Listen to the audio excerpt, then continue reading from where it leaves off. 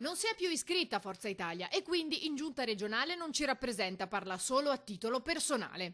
A dirlo il deputato veneziano Renato Brunetta, a margine del direttivo regionale di Forza Italia, nei confronti dell'assessore regionale Elena Donazzan, che aveva criticato qualche giorno fa il partito per non aver votato il DL Sicurezza.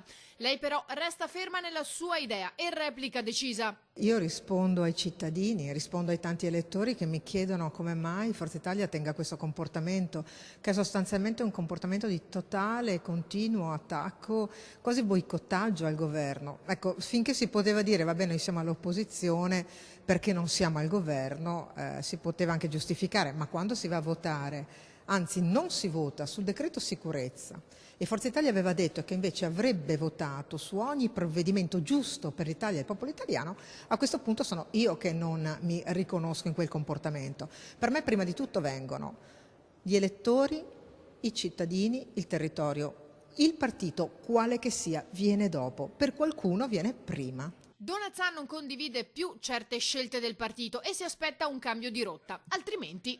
Io credo che bisogna intendersi su che cosa Forza Italia vuole fare per l'Italia, perché io oggi credo che ci sia una necessità di esprimere un vero interesse nazionale, che oggi il problema sia il rapporto dell'Italia con l'Europa, che non può essere subordinato e troppe volte Forza Italia sembra quasi essere l'amica dei partiti popolari europei che guardano più all'interesse della Germania che non a quello dell'Italia.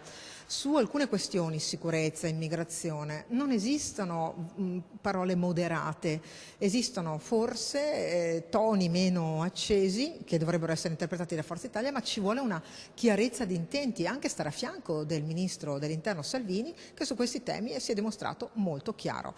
Allora io non so che cosa Forza Italia vorrà fare, se vorrà cambiare la sua politica e rispondere all'interesse dell'Italia, all'interesse del territorio e cominci a lavorare per questo, allora ci sarà forse una speranza anche per riacquistare qualche voto in più, forse anche il mio.